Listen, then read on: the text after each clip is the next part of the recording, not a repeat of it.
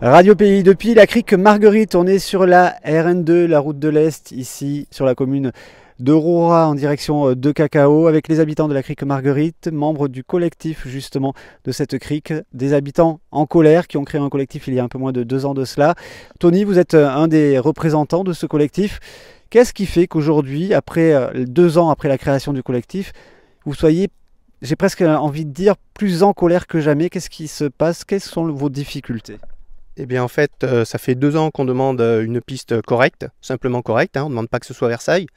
Et en fait, depuis 2 ans, on se heurte en fait à la volonté, ou plutôt à la non-volonté de la mairie, notamment de Monsieur Labrador, qui nous a fait des promesses, mais qui n'en a jamais tenu une seule. Quelles promesses ont été faites et qui n'auraient pas été tenues?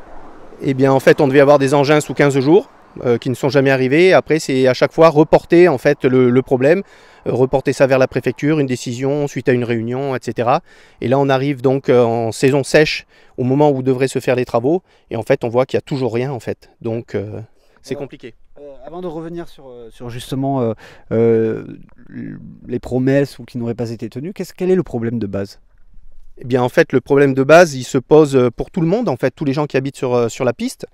C'est difficile pour les enfants, vu qu'on a une piste pourrie, d'aller le matin prendre le bus, puisque le bus est environ à 4 km du bout de la piste, donc le long de la route bien sûr. C'est là où il y a l'arrêt de bus? Voilà, là où il y a l'arrêt de bus, donc 4 km dans ces conditions-là, ben, souvent les enfants mettent des bottes et même viennent à pied. Donc c'est en 2022 en France, voilà. En Ukraine pourquoi pas, mais pas ici quoi, ça suffit là maintenant. Et donc c'est pareil pour les gens qui sont malades, les kinés ne veulent plus venir, les ambulances ne s'arrêtent qu'à l'entrée de la route. Donc là aussi ça ne fonctionne pas quoi. Ici nous sommes sur une des parties. Pour les entreprises c'est la même chose. Le coût sur les véhicules pour les réparations, c'est inadmissible. Nous on est venu pour faire une association environnementale et en fait on ne peut pas recevoir en fait les membres de l'association tout simplement parce que la piste avec un véhicule normal est infranchissable. Donc là en saison sèche ça va, mais dès que la saison des pluies va recommencer, ça va être terrible. Ce que j'allais vous dire, c'est on va s'avancer, mais elle n'a pas l'air si abîmée que ça en ce moment. Mais là en saison sèche ça va, on y voit, puis surtout chacun de nous a participé en fait à aussi essayer de maintenir la piste, je dirais à peu près correcte, mais en saison sèche ça peut tourner, mais en saison des pluies c'est totalement voilà, il faut des moyens importants, refaire des fossés, on l'a tous fait à notre niveau, la SOS aussi, SOSCT a largement aussi participé. Il y a 3 endroits qui étaient infranchissables où c'est eux qui ont réparé la piste pour des raisons je dirais aussi faire marcher puisque ça reste une association je dirais financière. Donc il faut que ça tourne, économiquement il faut que ça tourne, et si ça ne tourne pas, ben là ça pose problème. C'est une association de loi 1901 qui a une obligation de service public, notamment liée au social. Madame, je vais prendre votre prénom s'il vous plaît. Lenita, je suis Madame Laguerre Lenita. Alors vous êtes aussi une habitante de la crique Marguerite. C'est quoi les difficultés que vous rencontrez? Je suis ici à 17 ans déjà. Et depuis que je suis ici, c'est la première fois que ça dégrade autant comme ça. Je suis obligée de compter sur mes voisins pour porter mon enfant parce que des fois, des petites voitures restent bloquées pendant la saison des pluies. Et je suis obligée de porter mon enfant sur mon dos pour passer pour notre voiture plus grande en 4x4 pour pouvoir ramener au bout. Donc, il y a autant de soucis. Chez moi, c'est comme un garage, quoi, parce que c'est rempli de voitures qui sont cassées ici. Et enfin, le maire nous a abandonné autant de promesses qu'il fait et jamais tenu sa parole. Pourquoi avant ça se dégradait moins, la piste? Parce qu'avant, il y avait plus de gens, on s'est mis ensemble pour ranger et même comme ça, les maires qui sont passés est venus nous donner un coup de main et ramener des machines. Donc, on s'est rassemblés, on réussit à tenir la piste. Et là, c'est abandonné. Votre enfant, il est à côté de vous? Oui. Présentez-le nous, s'il vous plaît. Oui, lui, c'est David. D'accord. Qu'il va au collège Saint-Paul de Cacao. Et là, il est au 5e. David, comment ça se passe cette piste? Quand j'essaie d'aller au collège, des fois je suis absent parce que la piste est trop mauvaise, surtout à la saison des pluies. Donc comment tu fais quand tu veux aller au collège en fait? Tu vas à pied, tu es obligé de... Des fois je suis obligée de me réveiller très tôt le matin pour aller à pied parce qu'il n'y a pas de voiture pour me ramener. Et des fois j'arrive à aller. Et des fois je suis absent. Et comment ça se passe quand tu es absent? J'essaye de rattraper les cours sur Internet quand ça passe, parce que des fois ça passe pas non. Tu as déjà eu des problèmes au collège à cause de ça? Oui. C'est-à-dire? J'ai déjà eu des oublis parce que je n'arrivais pas à faire mes devoirs. Parce que j'étais absent et je savais pas qu'est-ce qu'il fallait faire et l'internet passait pas. Vous avez des problèmes aussi d'internet? Oui, ça capte pas bien du tout, ça coupe tout moment. Et la saison de pluie, c'est encore pire. On n'arrive pas à ouvrir le site du collège pour lui faire le devoir.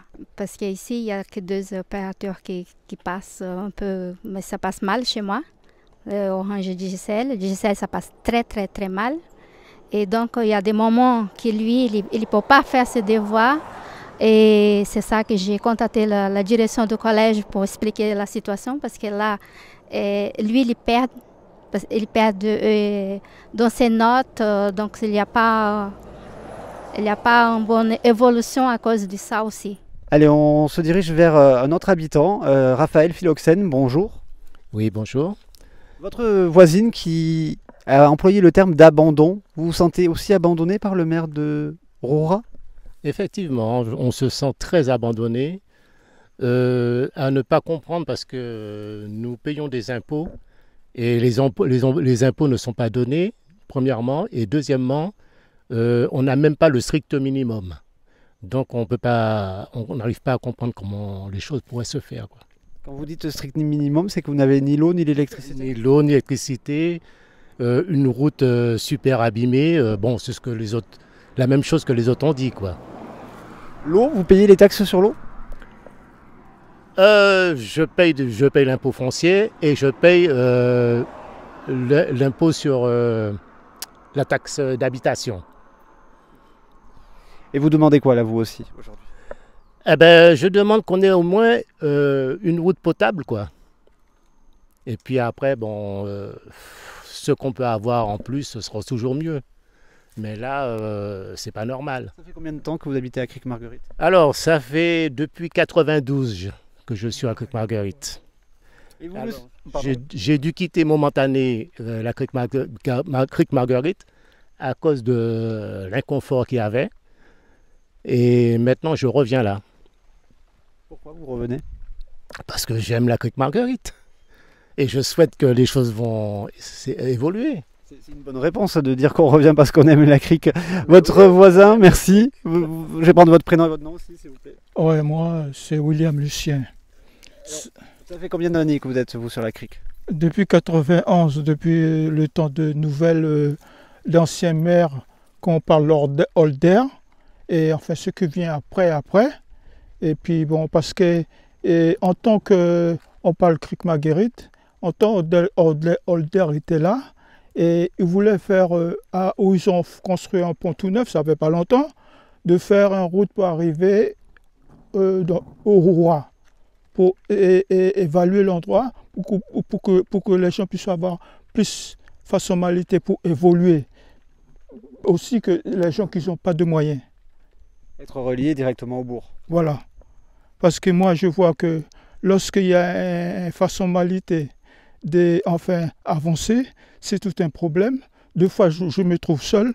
Je suis obligé de prendre mon bike, de sortir d'ici à 5h du matin au lever du jour pour arriver à Cayenne, 9h ou 8h. Une crique où les habitations n'ont ni eau potable ni électricité, mais où il y a bien de boîte aux lettres pour indiquer la présence d'habitation, de foyers d'habitation. On parle de 200 personnes environ, 45 foyers qui sont installés sur cette crique Marguerite, un arrêt de bus qui montre bien également la présence d'enfants et d'enfants scolarisés justement sur cette crique Marguerite. Malgré cela, l'absence d'eau, d'électricité et d'entretien de cette crique, de ce chemin, pose problème. Alors ici, nous avons des lieux où les riverains peuvent déposer leurs poubelles. Alors ces poubelles sont relevées, on ne sait pas, de temps en temps. Alors quelquefois il y a des débordements, des chiens qui les font tomber. Et à partir de là, c'est la zone où le service public s'arrête. C'est-à-dire que de l'autre côté de cette zone-là, c'est une zone de non-droit, une zone où on est des citoyens de seconde zone. Et en payant des impôts, nous n'avons pas les services qui vont avec. C'est-à-dire que vous payez des impôts sur les déchets, par exemple, et vous... On paie les taxes foncières, par exemple. Pour les résidences principales, les personnes qui y habitent paient la taxe foncière. Et dans la taxe foncière, nous avons l'enlèvement des ordures, par exemple. Mais ça, c'est pas fait. C'est fait une fois l'an. Quand un des voisins qui connaît quelqu'un qui dit « Oh, il faudrait peut-être enlever les ordures parce que là, on va avoir des problèmes sanitaires ». Ici, nous sommes sur une des parties, après l'intersection, justement. José Laguerre, vous êtes un des habitants de cette crique Marguerite. Une des parties où on voit ce 4x4. Il est quasiment à moitié... alors là, c'est sec, mais il est quasiment à moitié sous l'eau quand c'est la saison des pluies. Oui, parce que là, quand c'est la saison de pluie, c'est toutes ces zones-là, c'est rempli d'eau. Et le gros problème que j'avais sur la piste ici, là, c'est comme j'ai fait un mois de l'hôpital, et pour le kiné et l'infirmière, tout ça, et le kiné, il est resté coincé dans ce trou-là, il y a le 4x4, et il ne pouvait pas venir me soigner. Et vous avez voulu emprunter avec votre voiture, vous y arrivez? Là, j'ai plus de voiture. Et j'ai cassé, j'ai 2 voitures, c'est cassé à cause de la piste là. Je suis obligé, je suis dépendant, attendre les voisins, demander quand il peut pour déplacer. Pour essayer d'y voir plus clair, nous nous sommes rendus en mairie, au bourg, à Roura, à la rencontre de Jean-Claude Labrador, le premier magistrat de la commune qui s'érige en faux face aux allégations des habitants de la crique Marguerite. Ben écoutez, je crois que j'aimerais quand même que certains aient une certaine reconnaissance de ce que fait la municipalité. Nous n'avons jamais abandonné les habitants de la crique Marguerite. Il est évident que nous sommes tenus, hélas, par des dispositifs législatifs et donc on ne peut pas faire n'importe quoi. C'est vrai que nous sommes allés sur place à plusieurs reprises, mais nous tenons informer les intéressés de toutes nos démarches. Donc nous ne pouvons pas faire de n'importe quoi. Il y en a qui ont bénéficié à titre personnel des interventions de la municipalité. Je suis venu personnellement sur leur propriété avec le président Rodolphe Alexandre qui a réglé le problème. Je suis venu personnellement et avec également le président Serge Smock qui a réglé le problème pour cette personne. Et je m'étonne qu'on puisse dire que nous ne sommes pas sérieux. Non, nous travaillons. Et dès qu'on aura la possibilité, on fera les travaux que nous envisageons de réaliser. Oui, mais Jean-Claude Labrador, ce que vous dites, certes, mais vous aviez fait une promesse il y a un peu plus de 6 mois de cela. Oui, effectivement. Vous savez, j'en suis conscient. Nous en sommes conscients. Je crois que vous avez vu qu'il y a des travaux qui ont été faits sur la route d'accès. Et malheureusement, cette route, elle est en mauvais état depuis des années. Donc, nous avons consulté la préfecture. Nous sommes en train de discuter avec M. le préfet qui a prévu de revoir la situation des pistes en Guyane, de les mettre en état et de les rétrocéder aux mairies. Donc, il y a une démarche. Nous ne pouvons pas faire de n'importe quoi parce que je rappelle que la mairie, que la commune de Roura a quand même un déficit de 5 millions secs et que nous faisons le maximum pour justement aider malgré tout les habitants. Dernière question, Jean-Claude Labrador. Y a-t-il pas des moyens, des dispositifs légaux qui permettraient de modifier le PLU, plan local d'urbanisme, pour ne serait-ce déjà améliorer la route, mais également apporter l'eau et l'électricité à la crique Marguerite? Nous sommes accompagnés de l'ODEG pour nous permettre justement de revoir le PLU et justement engager des travaux. Vous savez, même au niveau de la Chambre nationale des comptes, on nous retire la possibilité de financer l'ODEC pour nous accompagner dans ces difficultés. Mais nous y allons et nous avons la ferme volonté de donner satisfaction à ces habitants qui sont là depuis des années, mais que nous ne pouvons pas aller plus vite que la musique. Et on ne peut pas endetter la municipalité parce que c'est quand même, quand vous demandez à une société de travailler, elle engage des fonds, elle engage du personnel et il faut payer. Donc moi, vous savez, j'ai subi, dès mon arrivée il y a 2 ans, des appels incessants de prestataires pour payer, alors que nous n'avions pas nous demandant de patienter. Mais écoutez, nous sommes en train de reconstruire et je peux garantir que nous allons faire le nécessaire dès que cela serait possible. D'ici le début de la saison des pluies, je souhaite sincèrement, nous avons une réunion avec la préfecture la semaine prochaine. je souhaite sincèrement que nous puissions en tirer quelque chose et que Monsieur le Préfet puisse nous dire qu'on peut engager des dépenses de façon à pouvoir permettre aux gens de circuler librement et surtout avec prudence. La crique Marguerite, on vient de faire un tour complet de cette crique. On est quasiment au niveau de la rivière de l'Aurapu ici, avec les habitants que vous voyez autour de moi. Tony, un petit mot de conclusion peut-être. Ici, cette partie, elle est plutôt bien aménagée, plutôt solide. Pourquoi ? Parce que c'est nous qui l'avons fait faire, en fait. Donc on voit que quand on y met de la volonté, tout est possible, en fait, avec finalement peu de frais. Juste pour expliquer les revendications prioritaires, c'est-à-dire demander... Les promesses, elles ont été faites quand ? Les promesses, elles ont été faites notamment depuis le mois de mars, au moment où nous avons déposé notre demande écrite à la mairie. Mars 2022. Donc là, ça fait 9 mois en fait qu'on est dans l'attente. Le but, c'était, nous, on avait déjà prévu en fait de faire cette demande pendant la saison des pluies pour que le travail soit fait en saison sèche. C'est ce qui nous avait été répondu de toute façon dès le départ. Et là, finalement, on arrive à bientôt la fin de la saison sèche et on voit qu'il n'y a toujours rien de fait. Et surtout, il n'y a rien d'entrepris. Il n'y a eu aucune, je dirais, aucune volonté de bien faire et aucune volonté d'avertir les habitants que ça allait se faire, je dirais, avant la fin de la saison sèche. Mais Jean-Claude Labrador, quand il est venu ici, c'était il y a un peu plus d'1 an, c'est ça ? Là, en fait, il est venu au mois de mars. La première fois, il est venu au mois de mars. Et on devait avoir des engins 15 jours après pour boucher déjà les trous et faire en sorte qu'on puisse passer correctement. Bon, en fait, il n'y a absolument rien eu.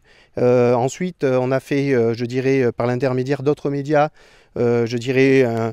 on a montré notre frustration et finalement ça a abouti à rien. Là aussi il y a eu un embobinage et encore une fois repoussé, toujours repoussé et jamais rien faire. On a déjà croisé mais apparemment il y a quand même une prise en main par le maire lui-même et puis surtout là avec le nombre d'adjoints qui sont partis déjà de la mairie, c'est catastrophique. Là on se retrouve en plus avec un trou financier, des adjoints, des gens de services importants, notamment la compta etc. qui partent.